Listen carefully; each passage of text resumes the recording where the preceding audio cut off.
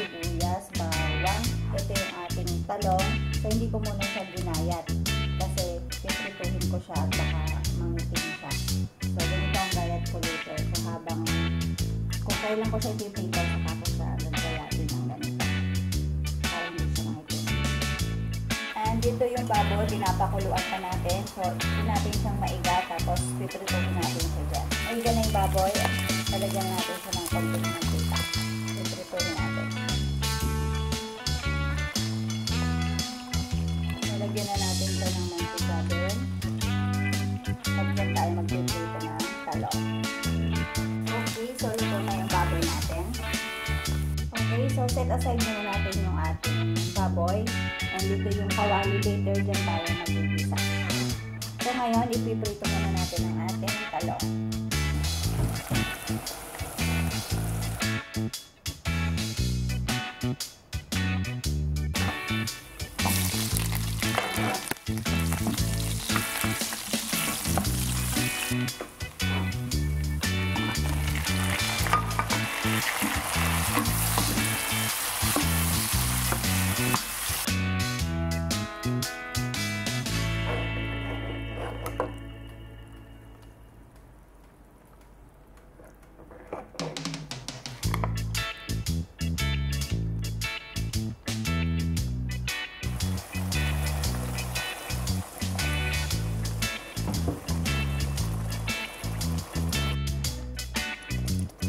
Okay na yung ating suka.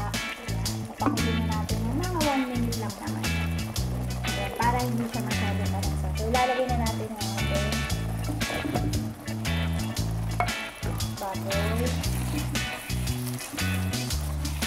And yung talong. Okay, haluin na natin sa talong na.